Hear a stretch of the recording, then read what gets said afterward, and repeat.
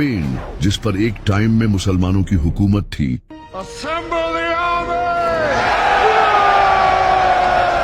वही आज स्पेन में सिर्फ 5% मुसलमान रहते हैं और यहाँ सबसे ज्यादा पॉपुलेशन क्रिश्चियंस की है। लेकिन आखिर किस तरह स्पेन एक मुस्लिम कंट्री से क्रिश्चियन कंट्री बना? Let's find out.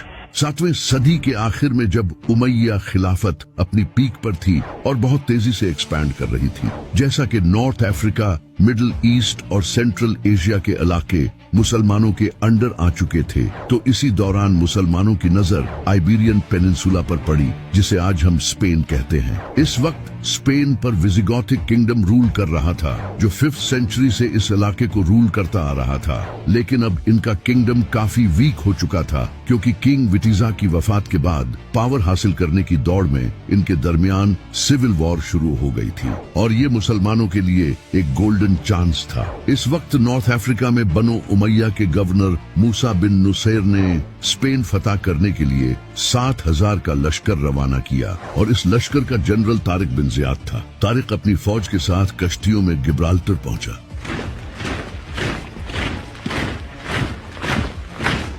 लेकिन जब मुसलमान वहां पहुंचे तो उन्होंने देखा कि किंग रोड्रिक 20 से 40,000 के लश्कर के साथ इनका मुकाबला करने आ चुका था, जबकि मुसलमान सिर्फ 7,000 थे। ये देखकर तारिक समझ गया कि मुसलमानों के हौसले कम हो चुके हैं। इनके एक तरफ रोड्रिक का बड़ा लश्कर था और दूसरी तरफ समंदर। इस मौके पर तारिक बिन जियाद ने अपनी फौज को ऑर्डर दिया कि सारी कश्तियां जला दी जाएं, ताकि कोई भी मुसलमान जंग छोड़कर भाग न जाए।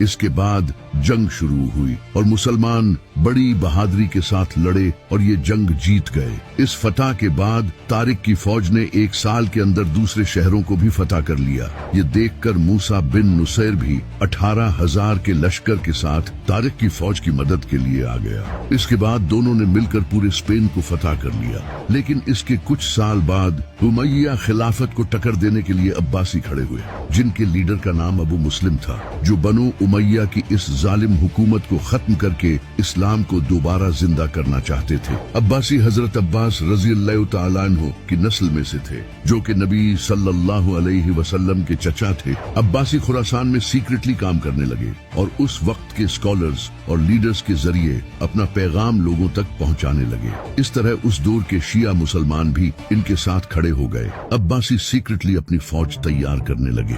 जब मरवान को इस बात का पता चला तो इसने सीरिया में अपनी फौज तैयार करना शुरू कर दी और बाद में अब्बासियों की फौज का मुकाबला करने निकल पड़ा। इसके बाद दोनों फौजों का सामना ज़ैब रिवर के पास हुआ। मरवान की फौज काफी बड़ी थी, जबकि अब्बासियों की फौज इनसे काफी कम थी, लेकिन वो जज्बे से भरे हुए थे, क्योंकि वो बनो उमैया को जड़ से खत्म करना चाहते थे। अबू मुस्लिम बार बार इनका हौसला बढ़ा रहा था। फिर जंग शुरू हुई और अब्बासी बड़ी बहादुरी के साथ लड़े और ये जंग जीत गए। इसके बाद मरवान जंग छोड़कर इजिप्ट भाग गया, लेकिन अब्बासियों ने उसे पकड़कर कत्ल कर दिया। फिर ये दमास्कस की तरफ रवाना हो गए, जो उस वक्त बनो उमैया का कैपिटल था, और इसे भी फतह कर लिया। इस तरह ऑफिशियली अब्बासी खिलाफत कायम हो गई। इसके बाद उन्होंने बनो उमैया के सारे लोगों को एक एक करके कत्ल करना शुरू किया, और जिन लोगों ने अहले बैत के साथ जुल्म किया था उनकी कब्रों को भी उखाड़ दिया, जैसा कि मुआविया और यजीद।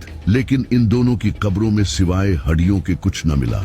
ये देखकर अब्दुल रहमान, जो कि ईस्ट में बनो उमैया का एक रूलर था, स्पेन की तरफ भाग गया, क्योंकि उस वक्त स्पेन मुसलमानों के प्रॉपर कब्जे में नहीं था। अब्दुल रहमान ने वहां पहुंचकर खुद को स्पेन का खलीफा डिक्लेयर कर दिया, और इस तरह अब उमैया खिलाफत सिर्फ स्पेन तक लिमिटेड होकर रह गई।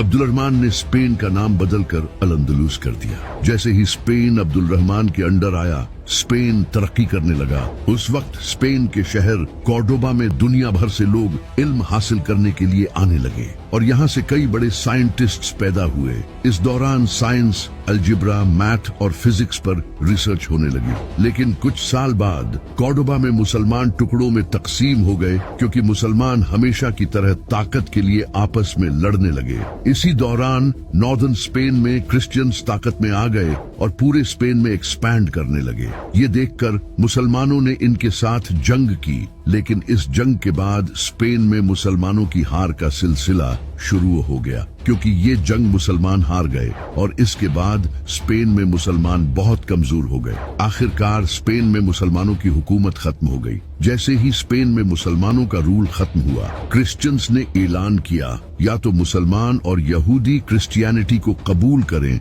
या फिर इनका गला काट दिया जाएगा। ये देखकर ज्यादातर मुसलमानों ने इस्लाम छोड़कर क्रिश्चियनिटी कबूल कर ली और इस तरह स्पेन में मुसलमानों की हुकूमत का